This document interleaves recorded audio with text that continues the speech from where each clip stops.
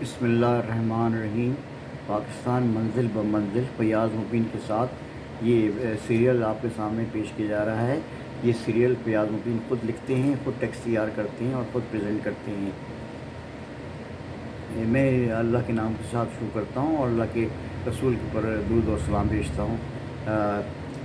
میری گزارش ہے کہ جو یہ اس پروگرام کو دیکھیں اس کو ڈسٹریبیوٹ کریں، اس کو سبسکرائب کریں اور اس کے اوپر کمنٹس کریں۔ جو بھی اگر کمنٹس ہے تو وہ مجھے آپ fayazmubin@gmail.com پہ بھیج سکتے ہیں۔ یہ جو ایپیسوڈ ہے آپ کے سامنے 127واں ایپیسوڈ ہے، جو ان واقعات پر مشتمل ہے جو کہ اگست 1957 میں پاکستان میں وقوع پذیر ہوئے تھے۔ اگست 1957 کا سب سے مشہور واقعہ یہ ہے کہ 3 اگست 1957 کو حکومت پاکستان نے تیونس کی نئی آزاد حکومت کو تسلیم کرنے کا اعلان کر دیا۔ یہ تیونس فرانس کی انڈر کالونی تھا اور فرانس کے زیر دست رہا۔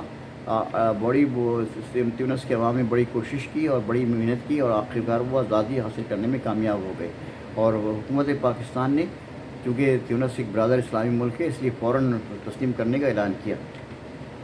4 اگست 1957 کو کراچی پہنچنے پر پرنس کریم آغا خان کا پرجوش استقبال ہوا۔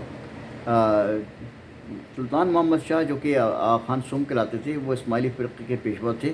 جب ان کا انتقال ہوا تو انہوں نے اپنے پوتے یعنی گرانڈ سن پرنس کریم آغا خان کو اسماعیلیوں کا رہنما مقرر کیا۔ تو یہ جب پہلی دفعہ کراچی پہنچے تو ان کا اسماعیلی کمیونٹی نے بہت پرجوش استقبال کیا۔ 5 اگست 1957 کو سپریم کورٹ نے فیصلہ دیا کہ گورنر کو صوبائی اسمبلی توڑنے کا اختیار نہیں ہے۔ یہ ایک بڑا دور رس اور بہت ہی اہم فیصلہ تھا کہ گورنر صوبائی اسمبلی نہیں توڑ سکتے، بلکہ اس سے پریزیڈنٹ توڑ سکتا ہے صوبائی اسمبلی۔ 5 اگست 1957 کو ہی سہروردی لبنان، برطانیہ، اسپین اور امریکہ کے 1.5 ماہ کے دورے پہ بعد وطن واپس پہنچے تو ان کا شاندار استقبال کیا گیا۔ یہ بڑے عجیب و غریب بات ہے کہ پاکستان کے جو وزرائے اعظم ہیں اور جو کہ ہیڈ آف گورنمنٹس ہیں، وہ اتنے لمبے عرصے تک پاکستان سے باہر رہتے تھے، اور یہ سلسلہ تمام لوگوں کے ساتھ جاری رہا، یہاں تک کہ ایوب خان جو صدر بنے تو انہوں نے بھی بڑی لمبے عرصے تک وہ باہر رہتے تھے اور پاکستان کی جو سہولتیں اور ذرائع مبادلہ استعمال کرتے تھے۔ یہ بڑی تکلیف دہ بات ہے کہ 2 مہینے 1.5 مہینے جو ہے وہ ہیڈ آف گورنمنٹ اور ہیڈ آف اسٹیٹ باہر ہے۔ یہی حال ان کے اسکندر مرزا کا تھا، وہ بھی 2.5 مہینے باہر رہتے تھے اور وہ گورنمنٹ کے پاکستان کے خرچے پہ اور ذرائع مبادلہ پہ اپنے عیش کرتے تھے۔ 6 اگست 1957 کو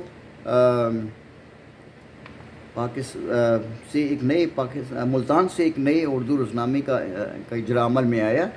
یہ روزنامے کا نام نوائے عام تھا اور جو وہ ملتان سے نکالا گیا اردو زبان میں تھا، لیکن یہ بہت زیادہ دیر تک نہیں چل سکا اور کچھ دن کے بعد یہ بند ہو گیا تھا۔ 8 اگست 1957 کو مشرقی پاکستان کے وزیر صنعت و تجارت شیخ مجیب الرحمان اپنے عہدے سے مستعفی ہو گئے۔ یہ پتہ نہیں چل سکا کہ ان کیا وجہ تھی اس استعفیٰ ہونے کی۔ بہرحال شیخ مجیب الرحمان بڑی طاقتور سیاسی شخصیت تھے جن کا بڑا اثر رہا مشرقی پاکستان پہ، اور آخرکار جو ہے وہ مشرقی پاکستان کے الگ ہونے کے بعد اس کے پہلے صدر بھی بنے۔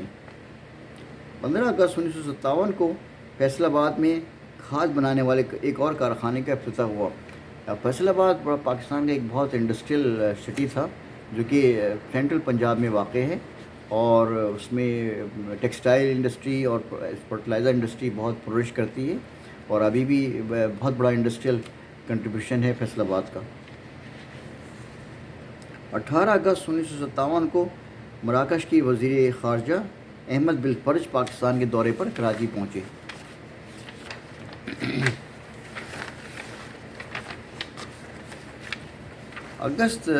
20 اگست 1957 کو قومی اسمبلی میں صدر اور گورنروں کے طرز عمل کے متعلق اعتراضات یعنی نکتہ چینی پر پابندی لگا دی گئی۔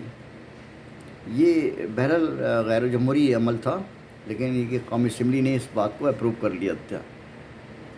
یہ خاص بات یہ ہے کہ جب تک فوجی حکومت نہیں آئی اس وقت تک تمام معاملات الحمدللہ ثم الحمدللہ جمہوری طریقوں سے اور میوچل کنسنسس سے اور باقاعدہ مشاورت سے ہوتے تھے۔ یہ بڑا فرق تھا فوجی حکومت میں آنے میں، ایوب خان کی فوجی حکومت آنے میں اور اس سے پہلے کے واقعات میں۔ 21 اگست 1957 کو حسین شہید سہروردی جو وزیر اعظم پاکستان تھے، انہوں نے اعلان کیا کہ کشمیر کا تنازع جنگ یا غیر جانبدار سازش کے ذریعے ہی ہو سکتا، یعنی وہ وزیر اعظم بھارتی وزیر اعظم نہرو کو قائل کرنے کے لیے بہت کوشش کرتے رہے، بہت ان سے نیگوسیشن کرتے رہے، بہت سے مذاکرات کرتے رہے، لیکن آخرکار ان کو یہ باور ہوا، ان کو یہ محسوس ہوا کہ کشمیر کا تنازع سوائے جنگ کے یا غیر جانبدار سازش کے ذریعے ہی حل ہو سکتا ہے۔ 23 اگست 1957 کو پاکستان میں قومی مالیاتی کمیشن یعنی نیشنل فائنانس کمیشن کا قیام کا عمل آیا اور یہ اعلان کیا گیا۔ 23 اگست 1957 کو ہی کابل میں پاکستان کے سفیر اسلم خٹک نے ظاہر شاہ کو اسناد سفارت پیش کی۔ 27 اگست 1957 کو مشہور سیاستدان مسلم لیگی سیاستدان اور کنگ میکر گورمانی اپنے عہدے سے مستعفی ہو گئے۔ 27 اگست کو مغربی پاکستان کے گورنر مشتاق احمد گورمانی اپنے عہدے سے مستعفی ہو گئے اور اسکندر مرزا نے ان کا استعفیٰ فوراً منظور کر لیا۔ 28 اگست 1957 کو سردار امیر اعظم نے مرکزی کابینہ اور ریپبلکن پارٹی سے استعفیٰ دے دیا۔ سردار امیر اعظم بھی بہت کنگ میکر تھے اور بہت مغربی پاکستان میں اور سینٹرل گورنمنٹ کے بہت اعلیٰ عہدوں پر فائز رہے، اور آخرکار انہوں نے سیاست سے کنار کش کر دی۔ یہ جو اطلاعات تھیں، یہ جو انفارمیشن تھی، یہ جو میں نے آپ کے سامنے خبریں پیش کی ہیں، یہ اگست 1957 کے واقعات پر مشتمل ہے۔